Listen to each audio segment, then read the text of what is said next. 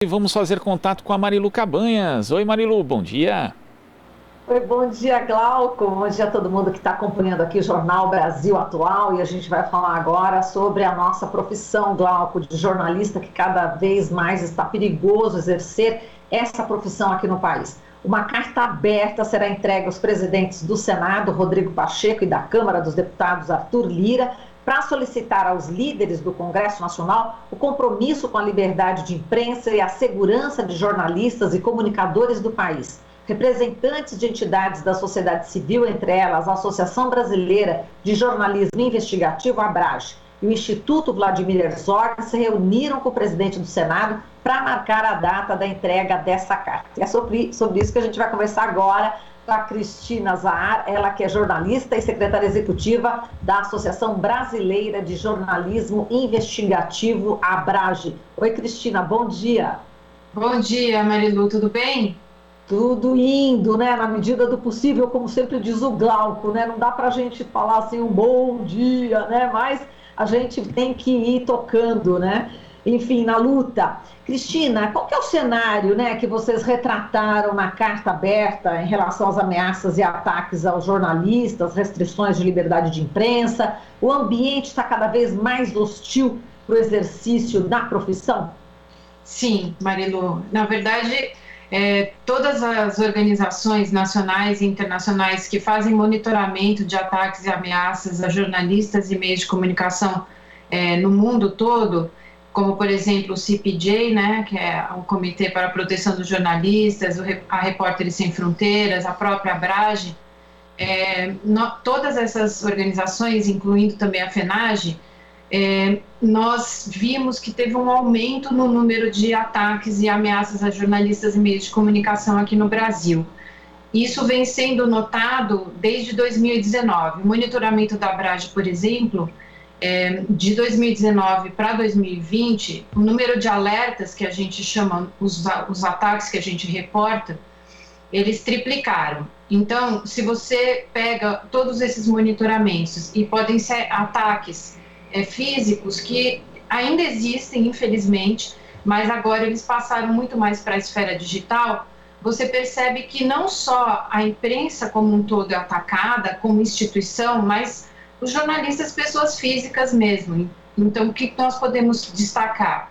Infelizmente, alguns casos, principalmente contra mulheres, né? Como o que aconteceu com a Patrícia Campos Mello, por exemplo, no episódio, quando ela fez aquela reportagem para a Folha, sobre o disparo ilegal de mensagens em massa pelo WhatsApp na campanha de 2018.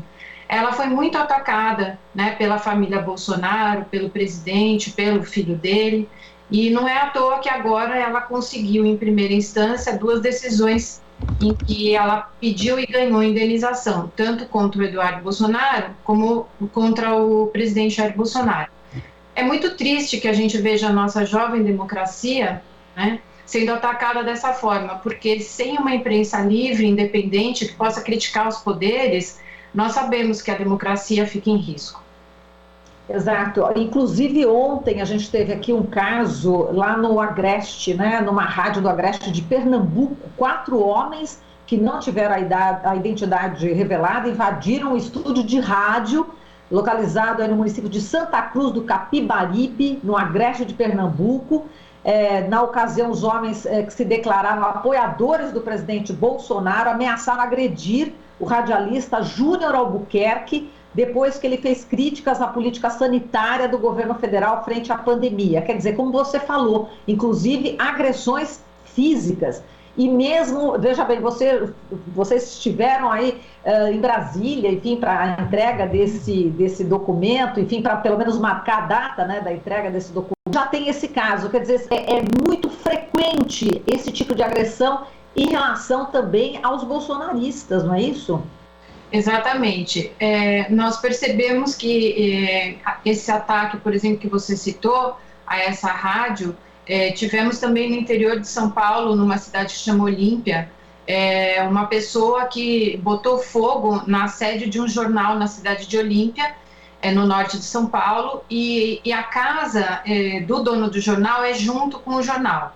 Então a gente percebe, e assim, paradoxalmente foi um bombeiro que colocou o fogo, depois a polícia descobriu. E ele também é contra as medidas de isolamento social, e nós vimos nas redes sociais dele alguns posts com esse posicionamento. É muito triste tudo isso, né? Porque a gente percebe que, enfim, o exercício da profissão, pela Constituição, ele é garantido, né? A liberdade de pensamento, a liberdade de expressão. No entanto, o que a gente vê na prática é muitas vezes o risco que nós corremos quando vamos para a rua, quando temos que cobrir uma reportagem, né, sendo ameaçados verbalmente. Isso causa transtornos psicológicos, já é provado, né, afeta a saúde mental, cria uma forma de intimidação. Você fica com medo, por exemplo, de seguir, devo seguir fazendo essa investigação, não devo. Então, é um clima muito ruim, né, para o exercício da profissão no Brasil neste momento.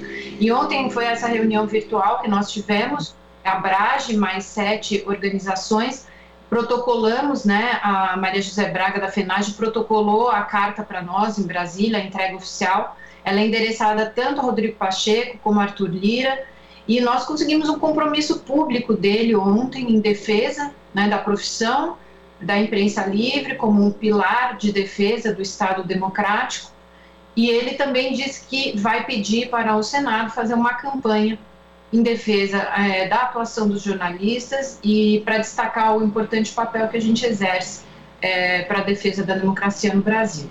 Exatamente, porque no Congresso, né, existem projetos, existem ações e declarações de parlamentares em relação também à mídia, de que forma que o poder legislativo, então, pode contribuir melhor para tentar minimizar esse cenário perigoso, né, do exercício do jornalista.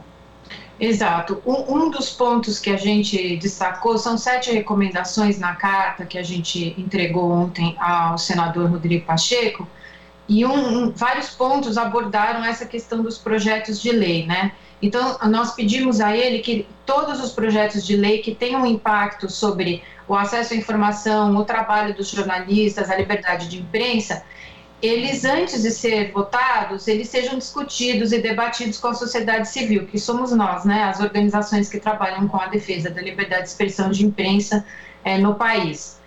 Por quê? Porque muitas vezes esses projetos, eles tentam resolver um problema, eles se propõem como solução, mas na verdade eles não são a solução.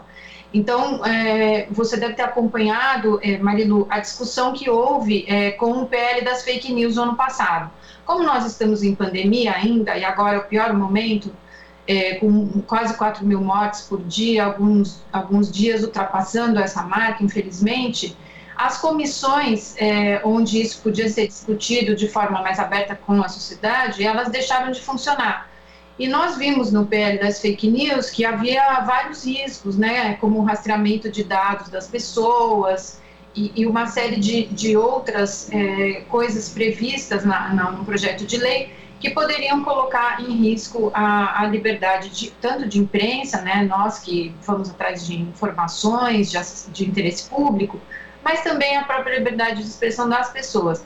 Então, nós pedimos ontem ao Rodrigo Pacheco que ele garanta que esses projetos de lei, qualquer um que afete a liberdade de expressão, de imprensa, o acesso à informação pública, ele esteja alinhado com os compromissos que o Brasil assumiu internacionalmente em vários fóruns.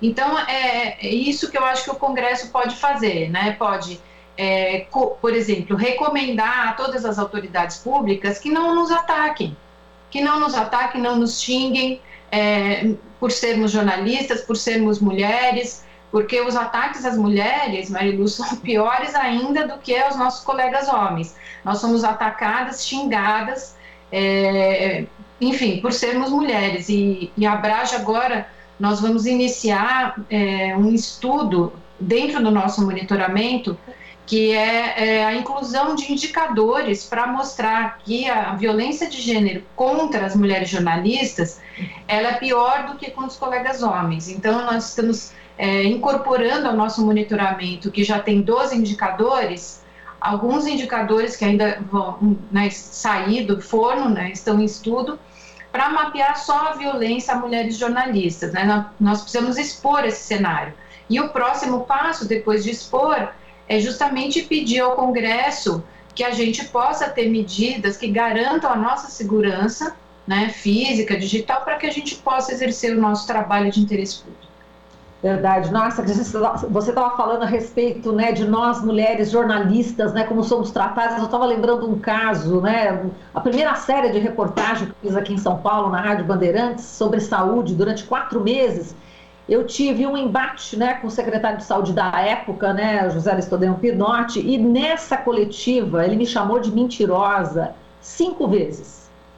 E justamente com os correligionários, né, no entorno, enfim, era um congresso, eu tive que sair, um colega meu, cinegrafista, falou assim, ninguém vai tocar nela, eu tive que sair, praticamente escoltada, entre aspas, pelo meu colega querido, né, um câmera da TV, Bandeirantes, inclusive, porque eu podia até ser, enfim, agredida, né, então isso é muito verdade, eu estou dando esse depoimento aqui, enfim, nunca tinha falado sobre isso, mas é importante também a gente também se colocar, né, Cristina, porque a gente sofre também essa agressão. Agora, ontem a gente entrevistou aqui o Luiz Nassif, né, ele que ganhou o troféu Audálio Dantas, né, e ele contou a perseguição que sofre aí da ala podre do judiciário. O assédio judicial também é muito grave, não é isso que está acontecendo hoje, que o Nassif está sofrendo, enfim, com multas, com indenizações, com bloqueio de contas. Esse é um outro tipo de violência, né? Certamente, Marilu. Nós detectamos nos últimos anos um aumento, né? Nós temos um projeto que chama Control X, que ele monitora pedidos de retirada de conteúdo do ar por políticos. Nós temos na nossa base de 2014 até hoje mais de 5.500 processos. Então, para você ver como é um número grande, principalmente em períodos eleitorais, os políticos costumam pedir mais a retirada de conteúdo do que em anos em que não há eleições. Esse comportamento é um tipo de assédio judicial também, porque você pede a retirada do conteúdo do ar, né, que o jornalista colocou, e muitas vezes, em primeira instância, o veículo é obrigado a acatar o pedido, enquanto ele vai sendo julgado, né, os recursos vão sendo julgados nas instâncias superiores. Mas nós também percebemos, e estamos incorporando ao banco de dados desse projeto, o número de processos movidos contra jornalistas, que é o que você acabou de mencionar, denominado assédio judicial. Eu acho isso, como eu coloquei, junto com as outras formas de ataques e violência, uma forma realmente de você intimidar o trabalho do jornalista, né? Então, não basta levar bandeirada na cabeça, não basta o presidente xingar, falar que eu quero dar um soco na sua cara e outras coisas do gênero, ou memes em que te colocam numa situação vexatória, como foi o caso da Patrícia, vários memes, ela como prostituta, e enfim, você também sofre esse tipo de assédio judicial, né? Então, a Abrage, sentindo esse movimento, esse aumento que está tendo de casos intimidatórios de assédio judicial, está criando e deve lançar nos próximos dias o Centro de Proteção Legal para Jornalistas. O que seria esse centro? Nós vamos, num primeiro ano, que nós conseguimos uma doação de uma organização internacional para a gente pôr de pé essa iniciativa, nós vamos acolher até 6 processos, ou jornalistas que querem processar os seus agressores, ou jornalistas que já estejam sofrendo assédio judicial. E nós vamos priorizar os freelancers, os jornalistas, radialistas que trabalham fora dos grandes centros urbanos e que não têm o apoio do veículo para se defender. Então, é muito sério isso que você falou mesmo, Marilu, porque o Nassif, ele é uma pessoa conhecida, um jornalista conhecido. Ainda ele consegue, vamos dizer, mobilizar a atenção da mídia. Mas e o jornalista, ou o radialista, ou o comunicador, que está em Rondônia, que está em outros lugares do Brasil? Nós temos casos dentro do programa Tim Lopes, que apura casos de assassinatos de jornalistas. Nós temos 2 casos de radialistas, um do interior do Pará e um do interior de Goiás. Eles sofreram várias ameaças.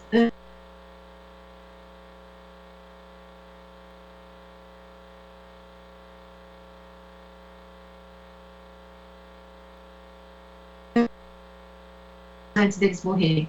Nós não queremos que jornalistas morram, não queremos morrer, queremos exercer nosso trabalho, como nós sempre exercemos, né? Só que está cada vez mais complicado. Mas eu acho que cada vez que tem uma ação contra nós, contra a imprensa, os veículos, os jornalistas, tem uma reação. E é essa reação que a Abrage é uma das organizações agora que está capitaneando, né? Espero que dê certo, nosso centro. Não, vai dar certo, ideia genial esse Centro de Proteção Legal, jornalistas, Bárbara Notícia, Cristina, parabéns, viu? Parabéns para todas as entidades, né, envolvidas aí nessa luta. Um forte abraço para você, Cristina, até mais. Obrigada, Marilu, bom dia a todos e todas. Bom dia. Você está ouvindo Jornal Brasil Atual.